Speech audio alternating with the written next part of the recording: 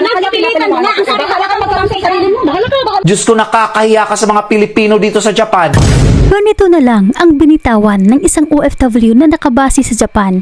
Ito'y matapos kumalat sa social media ang video ng isang nasabing pasaway na Pinay dahilan kung bakit nag-uumapaw ngayon ang batikos sa internet.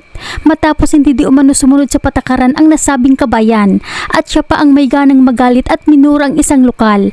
Dahil sa matinding iskandalong ito, marami sa mga OFW sa Japan ang naglabas ng kanilang saloobin para maitama ang pagkakamali at maipagtanggol ang imahe ng mga Pilipino sa ibang bansa. Isa na nga sa mga nagsalita at umaksyon ay ang kilalang OFW content creator sa Facebook na kinilalang si Miko Pugay. Hindi siya nagdadalawang isip na sawayin at ipakitang mali ang ginawa ng ating kabayan. Hindi para mang-away o mang-bash, kundi para itama ang mali at maipakita ang tunay na disiplina ng Pilipino. Nakita ko kay ate ang pet bottle niya, tinanggalan niya lang ng cup, tapos tinapon niya ng basura. Ate, mali po yun. I don't know kung ilang taon ka na dito sa Japan, pero parang ngangakate. Sa kanyang video, aktual at detalyado niyang ipinakita kung paano nga ba ang tamang sistema at proseso ng paghihiwalay at pagtatapon ng basura sa Japan, mula sa mga nabubulok na plastik hanggang sa mga bote at lata. Ipinakita rin niya ang mismong mga basurahan doon at pinaliwanag kung bakit nga ba napakahigpit ng Japan pagdating sa kalinisan. Ayan po ang basurahan namin. So ito yung lugar ng basurahan namin. Nakanet siya kasi nga may mga uwak. Ang uwak dito sa Japan dahil bawal kasi patayin, kaya andyan siya. Isa itong napakalagang aral at paalala sa ating mga kababayan, lalo sa mga may pagkapasaway upang matutong igalang ang batas ng ibang bansa. Kaya naman sa ganitong paraan, maiiwasan maipahiya ang bandila ng Pilipinas at hindi na madadamay ang napakaraming OFW na tapat at maayos na nagtatrabaho. Narito, pakinggan at panoorin natin ang buong video ni Kabayan para sabay-sabay natin malaman kung gaano nga ba kahigpit ang mga Hapon pagdating sa basura. Kung sa Pilipinas ay nakasanayan na natin makakita ng basura kahit saan, sa Japan talagang pambihira ang kalinisan at disiplina. Panoorin natin ito. Viral dito sa Japan ngayon ang isang Pilipinang nagtapon ng basura at dahil mali ang pagkagawa niya, sinaway siya ng Japanese at nang sinaway siya dahil galit na galit siya dahil at may Pilipinang lumapit dahil nga sinaway din siya, naggalit din siya dahil at ngayon nag-viral nga siya. So, eto ang context ng video na to. Tuturuan ko kayo kung ano nga ba ang drama dito sa Japan pagtapon ng basura. Okay? So, unang-una ang pet bottle. Kasi nakita ko kay ate ang pet bottle niya. Tinanggalan niya lang ng cup, tapos tinapon niya ng basura. Ate, mali po yun. Oo, kahit kaigo ka, mali ka. Ate, ganito po ang tamang pagtapon ng basura ng pet bottle, ate. I don't know kung ilang taon ka na dito sa Japan, pero parang ngangakate. Ayan po, te. Tatanggalan po siya ng label, te. Ito yung pagtanggal, te, ha. O, ganan. Meron yan siyang ganyan, te. Tapos, tanggalin mo lang, o.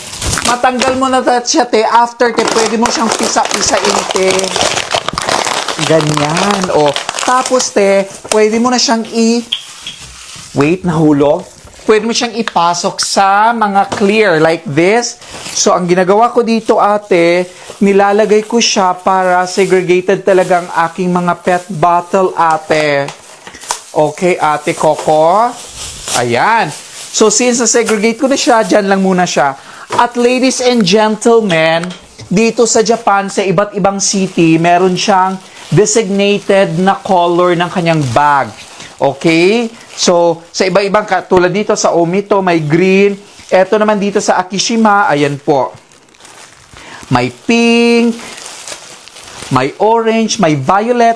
So, dito po siya ihiwalay natin ang mga nabubulok, hindi nabubulok, at mga plastic. Katulad ng friend mo. Charot. At syempre, hindi lang yan.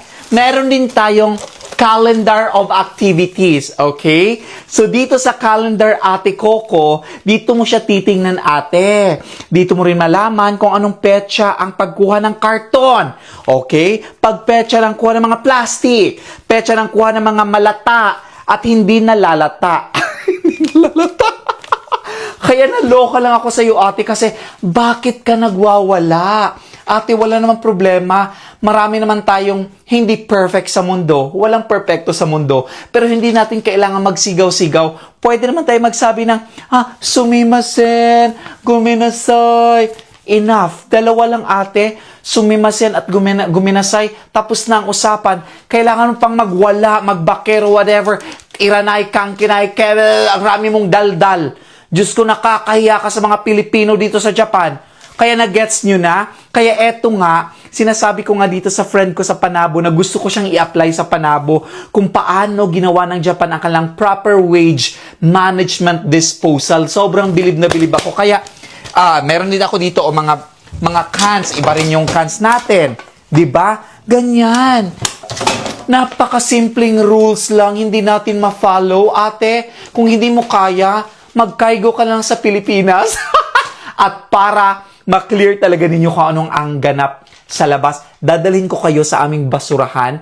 Nandoon may net, may nakalagay na kung mga cartoons, ganun. Ipakita ko sa inyo, wait lang. Para alam natin talaga yung context kasi syempre, marami namang mga followers ko na wala dito sa Japan, hindi nakatira sa Japan. Kaya ipakita ko sa inyo, eto na. Wait lang, okay? Dadalhin ko kayo doon. Kaso ulan, day. Sumababasa tayo, day. Charot, may payong naman. Oh, ayan, ulan nga. So, kukuha tayo ng payong para syempre, hindi tayo mababasa. So, ngayon, dadalhin ko kayo dito ngayon sa aming basurahan. Sa lahat po ng mga lugar, may iba-ibang way, style na kanilang basurahan. Pero sa amin talaga, nakaano siya. Ayan, ulan nga, o, diba? So, eto yung basurahan namin. Wait lang. Ayan po ang basurahan namin. Nakanet siya, ha? Sandali lang, Ate Coco. Ayan. Bakit nakanet ang mga basurahan? Ayan, wait lang. Ayan. Ayan po ang basurahan namin. So, ito yung lugar ng basurahan namin. Nakanet siya kasi nga may mga uwak. Ang uwak dito sa Japan, day, bawal kasi patayin, kaya andyan siya. So, nakikita mo ngayon, andyan yung mga basura, yung mga cartoons. Ayan siya lahat, nakasegregate yan siya. Okay, so, napakasimple lang naman ng rules. O, ayan, dito din sa kanila, nandyan din. Diyan din kanila tinatapon. Kasi iba-iba kasi ang atake dito sa Japan, Ate Coco. Kaya please, huwag tayong mag-skandalo, huwag tayong magawa ng mga bagay na hindi naman kaaya-aya. Hindi pwede yung kung rayna ka sa lugar ninyo sa Pilipinas, huwag mong dalhin dito sa Japan, Ate Coco. Masyadong bastos, ate. Hindi nakakaganda at hindi nakakatalino yung ginawa mo, ate. Sa totoo lang, nasad ako kasi, di ba, parang tayo pa yung pinatira sa Japan, tayo pa yung binigyan ng opportunity, tapos tayo pa yung abusado, tapos sila pa yung mag-a-adjust sa atin. Mali, Ate Coco. Dapat, Ate Coco, tayong mag-adjust sa kanila kasi rules yun, ate. Ate, wag namang ganun. Next time, ate, sinabihan ka, di ba? Next time, sabi nyo, kang kinay, ganito, ganyan. Ate, mali. Taga saan ka, ate? Gusto kita makita, ate. Opo. Nang masampal. Pero anyway, yun lang, happy. Nakita ko lang sa inyo ang ganap dito sa Japan kung ano nga ba ang waste disposal dito. Kaya mas mabuti talaga mga kababayan na sumunod tayo sa patakaran para hindi tayo mapahiya.